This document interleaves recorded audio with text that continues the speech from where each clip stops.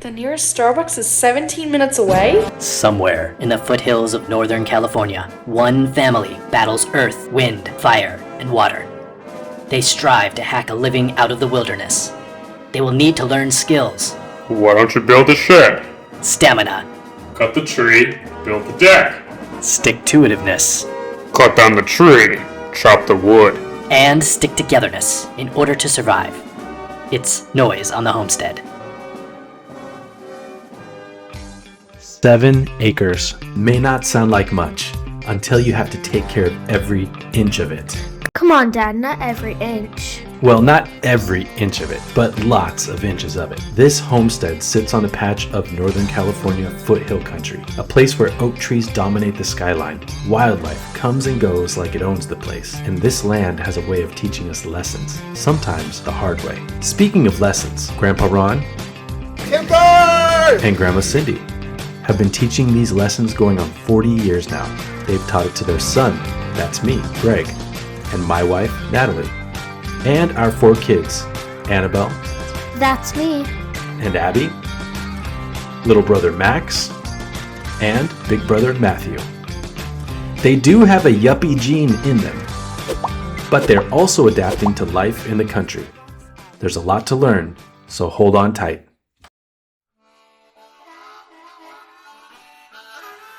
At last count, the Noyes property was home to nearly 500 trees. Okay, I'm not going to count them all, but trust me. And they are mostly live oak, a species perfectly adapted to long, hot summers and rocky soil. A few proud blue oaks stand scattered across the ridge. Their bluish leaves catch the sun. And on the edges, a few digger pines. They reach upward like they're trying to peek into the next elevation band where the real conifers begin, the Jeffrey pines, the Douglas firs, the sugar pines.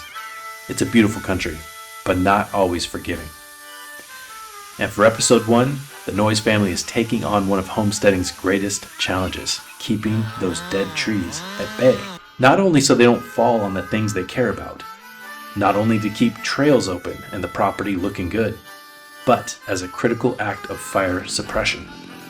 These foothills are notorious for annual wildfires, and the properties that stay clear of dead wood, those dry, brittle fuel sources closest to homes and outbuildings, are the properties that continue to survive and thrive. And also in this episode, the kids will get a crash course in the dangers, big and small, that lurk in these hills, from the kind that slither to the kind that poke, sting, or make you itch for a week. The homestead has plenty of ways to keep a family on its toes. Oh my gosh, oh my gosh.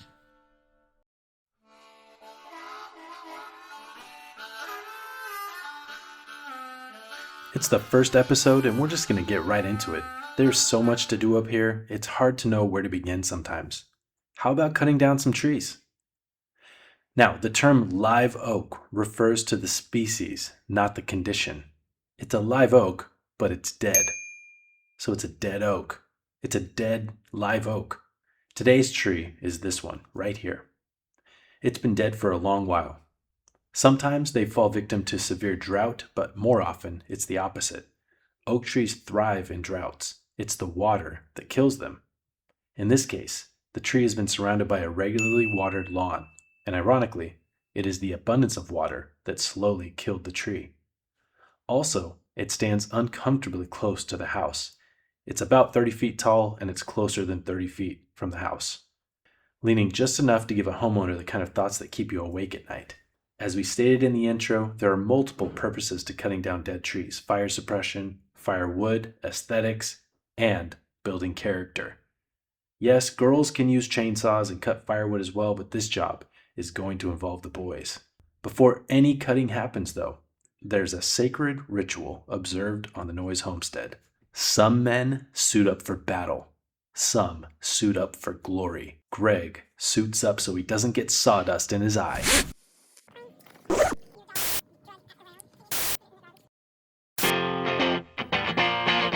That's great, it starts with a...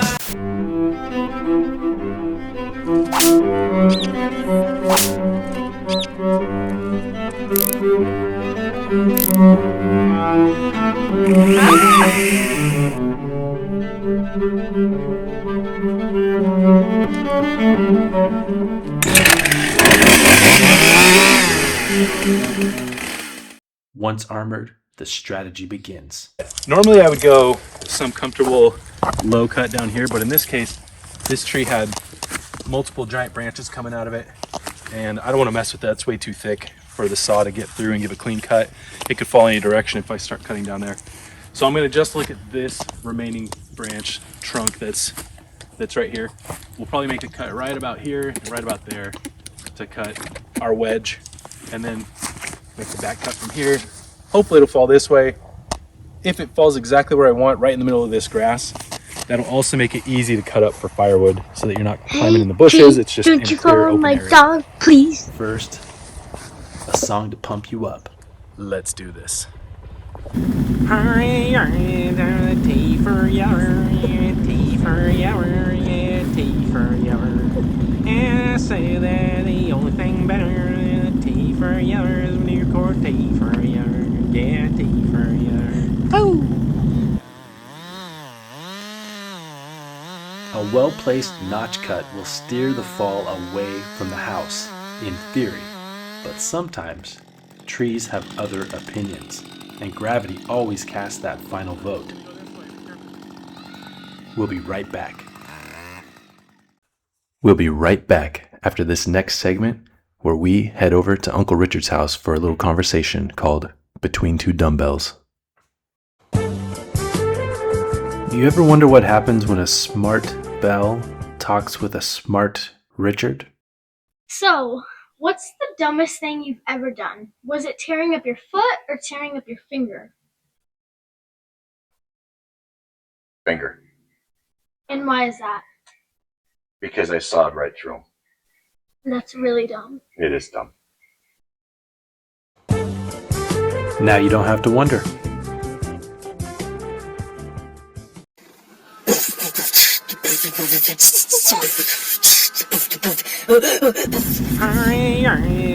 Tea for yawer, tea for yawer, tea for yawer.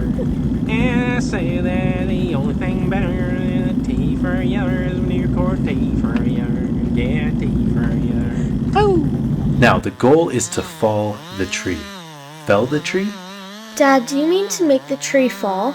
Yeah, but what's the right verb there? To fell the tree. To have felled the tree. To make the tree falleth. Yeah, that sounds about right. Anyway, to fell the tree in a clear, open area and make cutting up the rest of the wood easier. Dropping it into bushes, ditches, or other trees just makes the work that much harder. With the dog and the kids in a safe place, and with the directional knot cut and the back cut started, the tension builds.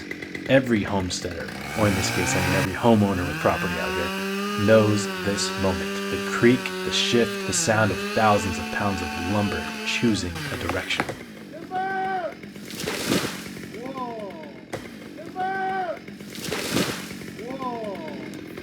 Oh! That was amazing!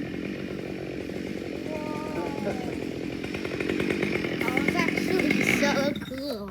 Wow! That was perfect. That was nice.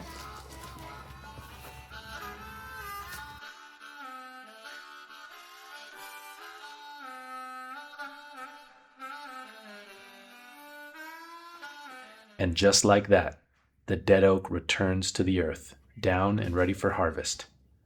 Firewood for winter, safety for the house, and one less eyesore in the middle of the lawn. But for 6-year-old Max, it also means another thing. Without any prompting, every young boy must walk on a newly fallen tree. When did it die?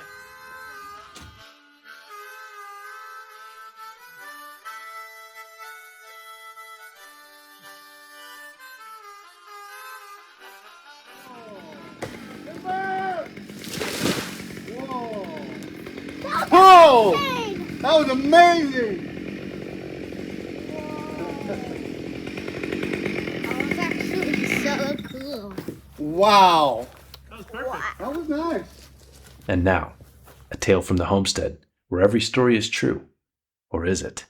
And every detail gets just a little larger each time Greg tells it. It's time for Story Time with Greg.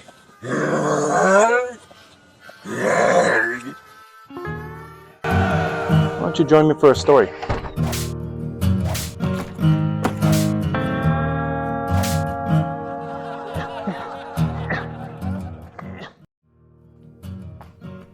Come on over and have a seat. I have a story for you. You see, we got chickens. And when you buy chickens, usually you want hens because chickens lay eggs and you can eat the eggs. But this batch of chickens happened to have a rooster in it, and this rooster grew into a monster that we named Darth Vader. Why did we call him Darth Vader? Great question. Every time he crowed, his intake of air sounded like the actual Darth Vader, and he was jet black like the actual Darth Vader. He was a monster of a chicken, he was a beast, and he was mean to those hens, those egg-laying hens that were oh so valuable. We didn't like Darth Vader, but we tolerated him until he started to use his claws, spurs, feet to scratch us. Sometimes it cut deep. Now one day, my father was weed eating around the property. And when he got to his weed eating, he dressed in his weed eating outfit. And when he was done, there was grass clippings all up and down his body. Now, while he was out weed eating, Darth Vader decided it would be a good idea to attack my dad. And that was Darth Vader's final choice, because my dad turned on Darth Vader. He grabbed a hatchet, he put Darth Vader on a stump, and he went to town. And he had to get through that thick bodybuilding neck of Darth Vader until the head was no longer attached. When Dad came inside, there wasn't just grass clippings all over him. There was Darth Vader's blood. It looked like something out of a horror movie. I'm sure you can imagine. That was the end of Darth Vader. Now, is that a true story? Does a one-legged duck swim in a circle?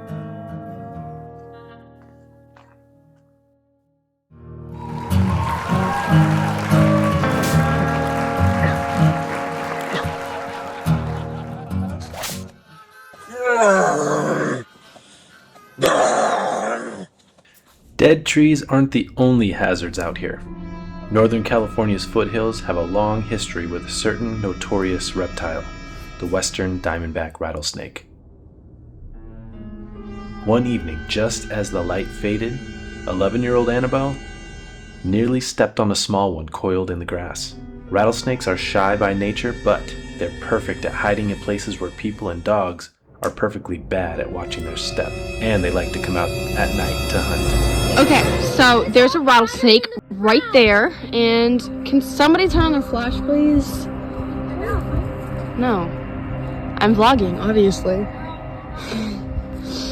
This is Bailey.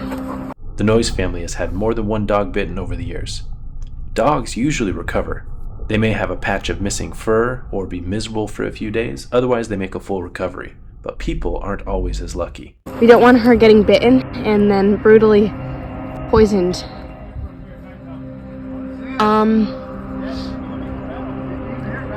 No, I just saw a pattern in the ground.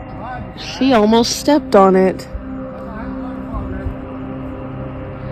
Can somebody help me with Bailey's? You gotta take Bailey to the crate right now. Annabelle, help me out. Camera Dad, out. can you see it? I think it's gone. No, it's in here. But what if it's coming towards me and I can't see it because it's so dark? See it? I say you would see it.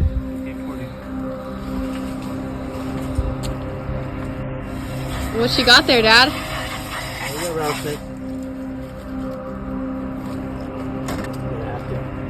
Do I have to be scared it's gonna jump out and slither at me? No, you don't have to be scared. Yeah, I got it. Yeah. It's gone? We're trying to move away now.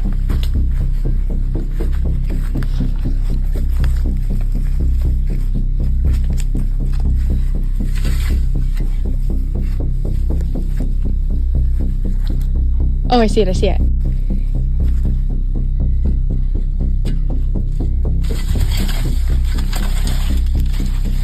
Are you getting in closer? Oh my gosh! So this rattler was safely rehomed, far, far away from the homestead. Oh my god. A peaceful relocation to somewhere that isn't near children, dogs, or bare ankles. Say cheese. It was a pretty good reminder of why playtime out here, especially at night, needs to be done with caution. And wouldn't you know it, It's time for yet another story time with Greg. Why don't you join me for a story?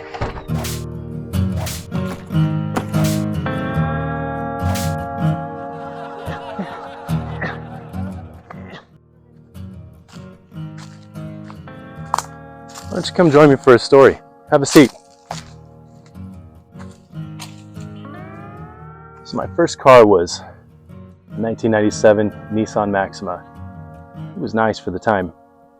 And then as I got older, got my first job, got a nicer car, I let that old Nissan Maxima sit. And it sat for a long while, many years in fact, here at my parents'.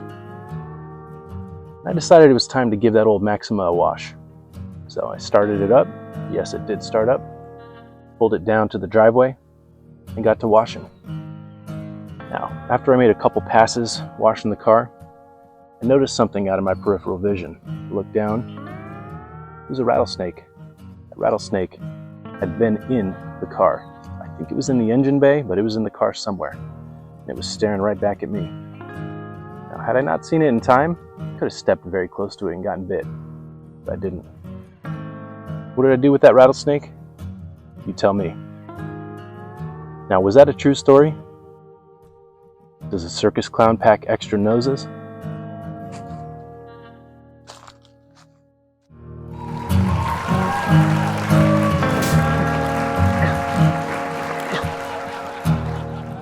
Meanwhile, in a highly scientific exploration of things nobody asked for, but everyone realizes they really needed, Max asks, does it float?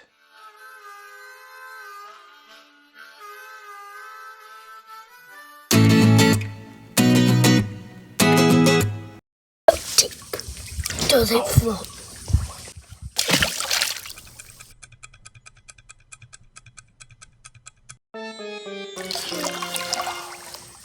It doesn't float.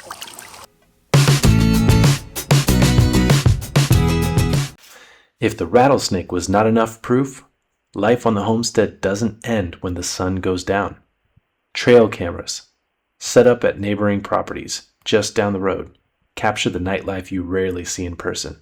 Bobcats slinking along fence lines, black bears big enough to shake the concrete walls, coyotes sniffing around, raccoons zipping by, skunks wobbling with confidence, and that eternally confused possum. Somewhere between charming and please don't get into the trash.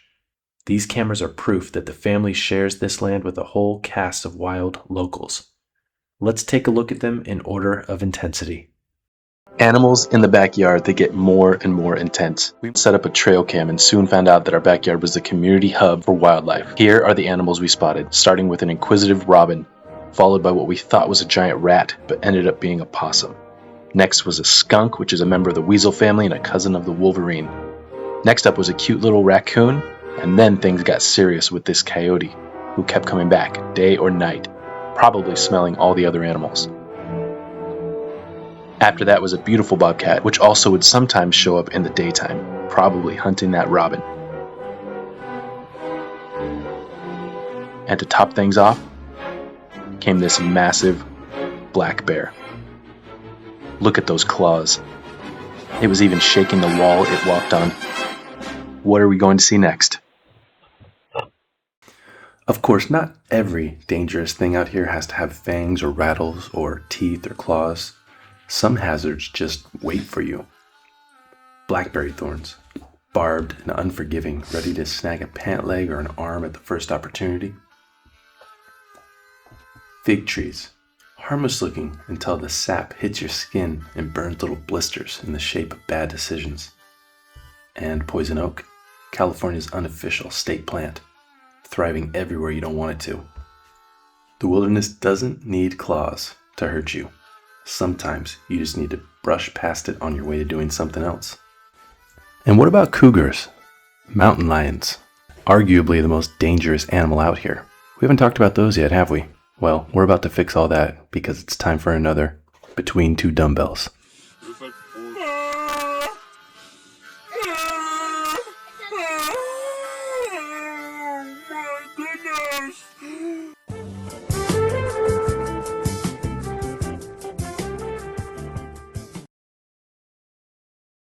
Alright, tell me about the cougar story. Waking up early for work one morning, Pilot Hill, tons of acres around there with nothing on it. There's actually a lot of mountain lions around there. We're grabbing deer left and right. One morning before work, I used to go downstairs, let the dogs out. Dogs were wrestling something up. What I think they were wrestling up was Mama Cougar and two cubs. Mama Cougar jumped over the fence. Cubs came at me. Right between me and the house, Cougar cub ran and hit the side of the house, hard enough to wake Pam up, but the dog's right on its butt. And it kept on going, jumped over the fence and took off. So that's my cougar story.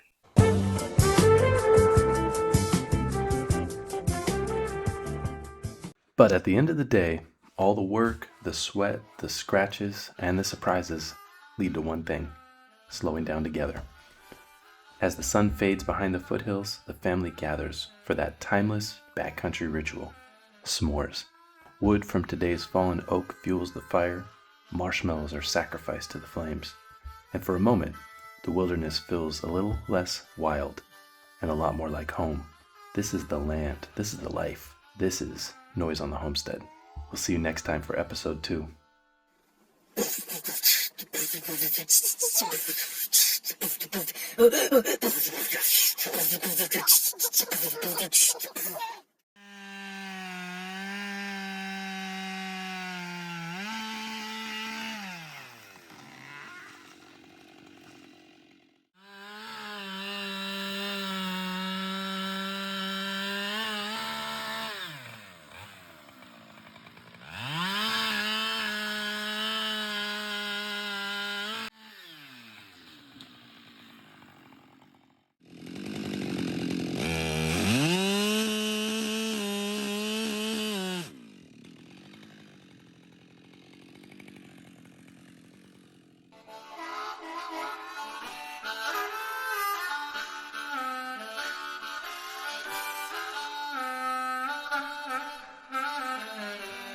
May the Lord bless you and keep you and cause his face to shine upon you and be gracious to you. May he lift you up and give you peace.